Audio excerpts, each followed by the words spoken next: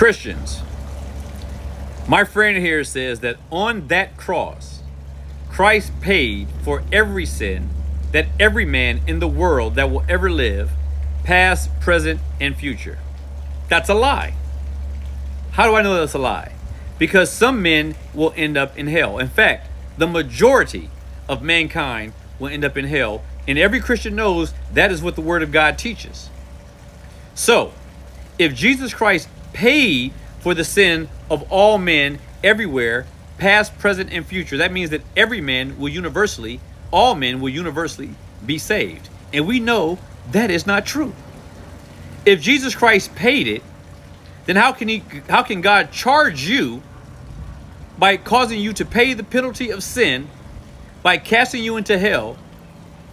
How can God do that and be fair? How can he be fair in doing that, sending anyone to hell, if Jesus Christ paid for their sin? Do you not understand this? Why is this so complicated to understand?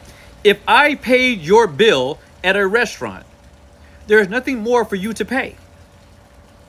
Which means that if this logic is true, which it is not, it is bona fide silliness. If that is true, then no one would perish. Not a single soul would be in hell if this is true. If Jesus paid the penalty for your sin, then there is nothing that God can hold to your account. There's no penalty that God can charge you for if Jesus paid for it. Now, some of you are going to jump through hoops and go, well, he paid for it, but then you just turned it back in. That's stupid. If I am a store, if I'm a restaurant, and somebody paid your bill, I will accept that payment, because all I care about as that restaurant is that I have been paid. That's God. If he has been paid, if the debt you owe him has been paid by Jesus Christ, then there is no debt that God can demand from you when you die. And if this argument is true, then that means that no one goes to hell. No one.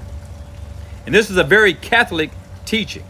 And even they say that people go to purgatory when they die in order to buy their way out through the efforts of others and are therefore saved. You have to see how stupid this is. You have to understand how illogical this is. Jesus did not pay for the sins of all men, because if he did, all men's sins would be paid for, and there would be nothing for which God can hold them responsible to pay. There's no penalty that they can be held responsible to pay if Jesus paid it all. Those who go to hell because Jesus did not pay for their sins. It's a very easy concept to follow. Christ died, just, him being just, for the unjust. Be provoked and be persuaded.